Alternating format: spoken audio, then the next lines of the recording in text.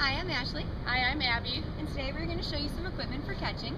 The first thing that you can start with, you want to start with easy equipment for your mentee to use, is some scarves. And things that you can do, you can just work with you and your mentee independently, throwing it up and catching. You can use two hands, you can do one hand. Gives them a little more reaction time with the scarves. Or you can play catch with your mentee, just with one scarf back and forth. A little harder outside. Or maybe you can do two and switching. That's just a little bit with the scarves. After that, you can move on to balloons or a beach ball.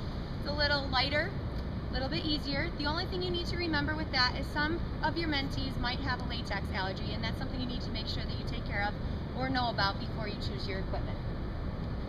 The next progression after the beach ball would be bean bags. Bean bags are also lightweight and easy for the kids to react to. So you could just have them throw and catch. You could maybe have them try and catch it on their head. You can have them throw it and try to catch it on their different body parts.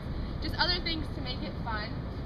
Another thing you could do is then progress to a bigger textured ball or a gator skin ball. Some kids like the texture, therefore it could be an incentive to play with a ball like this other than a smooth ball. Also, it kind of gives a different grip for the kids to grip on too. Okay.